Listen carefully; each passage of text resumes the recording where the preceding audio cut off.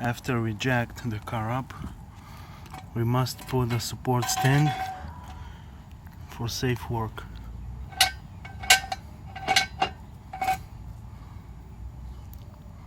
And leave it on the jack. Okay, so how do we know that we need to change both the disc and the pad? We can feel on the end of the disc there is a step. You can see it from here. It's a step. It means the disc is over. Okay, it's erased. And its thickness is lower than the minimum that the manufacturer told us we can keep driving. Now the pad, as you can see, there is only this small amount of working material left. Okay,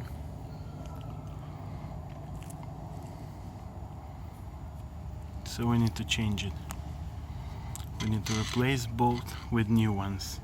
If we didn't have this step on the disc, we could have replaced only the pads. Okay, so after we turn the steering wheel towards our direction, so it will be more comfortable to work, we have two LN7s, okay, and we have two 17s, two 17 millimeters. All right.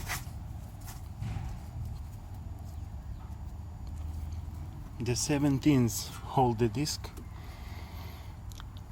and the LNs hold the caliper with the pads.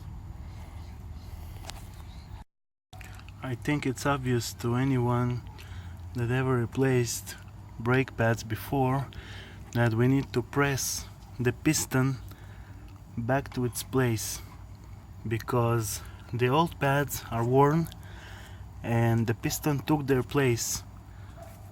The brake fluid level took their place.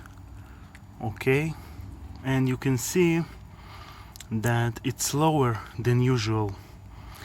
Okay, if you haven't checked it for 6 months or 1 year and it was on its maximum, all of a sudden you see it goes towards the minimum. Do not add brake fluid. Okay, all you need to do is check your brake pads, replace them if necessary, and the brake fluid will go back to its normal level.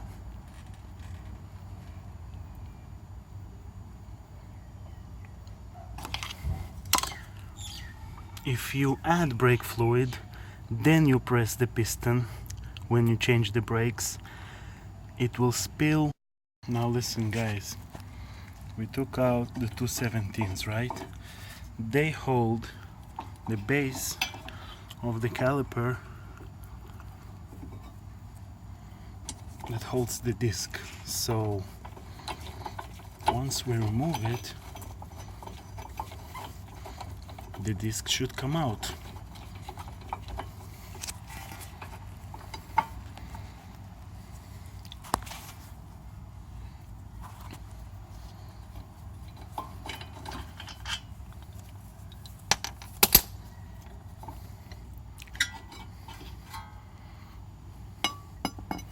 Unless there are bolts, Phillips bolts, sometimes here in different cars.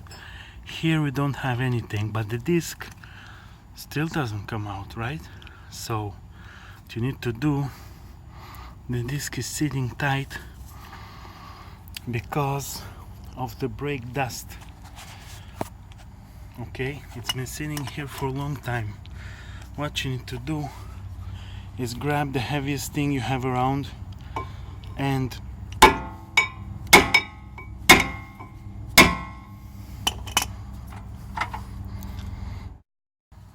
if you need, you grab something heavier until it comes out.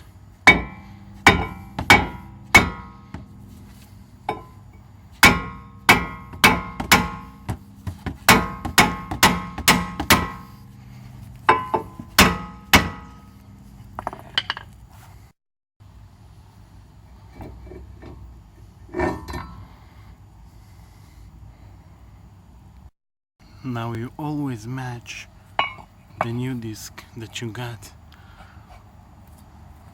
together with the old one. You need to know it's exactly the same.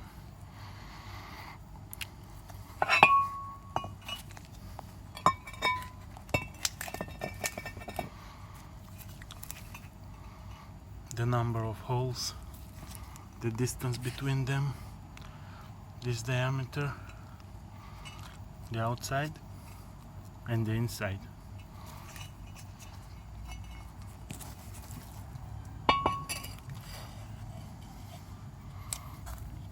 Okay, it's a match.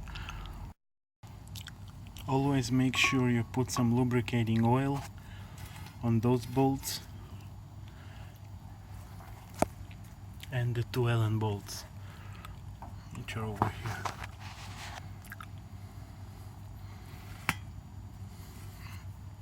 Okay, now that we have mounted it all back to its place, the most important thing about brake replacement, you probably know that already, but I'm going to say it anyway. You have to depress your brake pedal a few times. You will feel it goes all the way down to the floor, because you see those gaps? Because we pressed the caliper all the way to its end, so that the new pads, look at them, how thick they are, how big they are, so that they will go into place. Now we have to press the brake pedal a few times so that the moment we start to drive the car, we will have brakes. So 1, 2, it's tough again. That's it. Now you will still have this little bit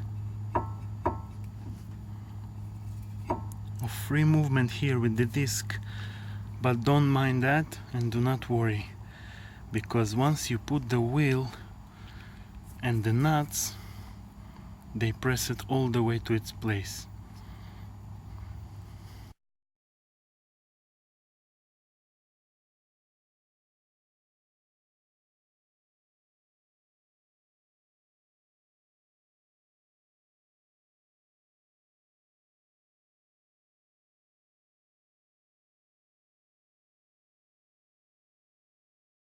Don't forget Mazda Ford's favorite security spring. It's a bitch to deal with, but you have to. You got no choice. You start from here, okay? You put it in here, then here, then here, and you press it here and put it here. Alright?